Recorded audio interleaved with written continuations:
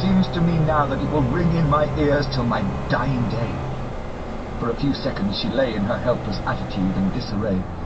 Her face was ghastly, with a pallor which was accentuated by the blood which smeared her lips and cheeks and chin. From her throat trickled a thin stream of blood. Her eyes were mad with terror. Then she put before her face her poor crushed hands, which bore on their whiteness the red mark of the Count's terrible grip. And from behind them came a low, desolate wail which made the terrible scream seem only the quick expression of an endless grief. Van Helsing stepped forward and drew the coverlet gently over her body, whilst Art, after looking at her face for an instant despairingly, ran out of the room. Van Helsing whispered to me, "Jonathan is in a stupor such as we know the vampire can produce. We can do nothing with poor Madame Mina for a few moments till she recovers herself. I must wake him." He dipped the end of a towel in cold water, and with it began to flick him on the face, his wife all the while holding her face between her hands and sobbing in a way that was heartbreaking to hear. I raised the blind and looked out of the window.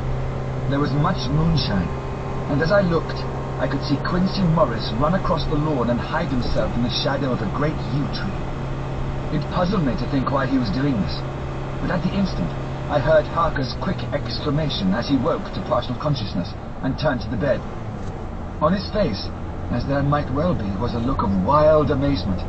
He seemed dazed for a few seconds, and then full consciousness seemed to burst upon him all at once, and he started up. His wife was aroused by the quick movement and turned to him with her arms stretched out as though to embrace him. Instantly, however, she drew them in again, and putting her elbows together, held her hands before her face and shuddered till the bed beneath her shook.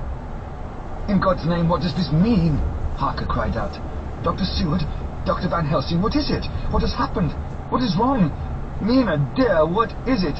What does that blood mean? My God, has it come to this?" And raising himself to his knees, he beat his hands wildly together. "Good God, help us! Help her! Oh, help her!" With a quick movement, he jumped from bed and began to pull on his clothes, all the man in him awake at the need for instant exertion. "What has happened? Tell me about it," he cried without pausing. "Dr. Van Helsing, you love Mina, I know. Oh, do something to save her. It cannot have gone too far yet.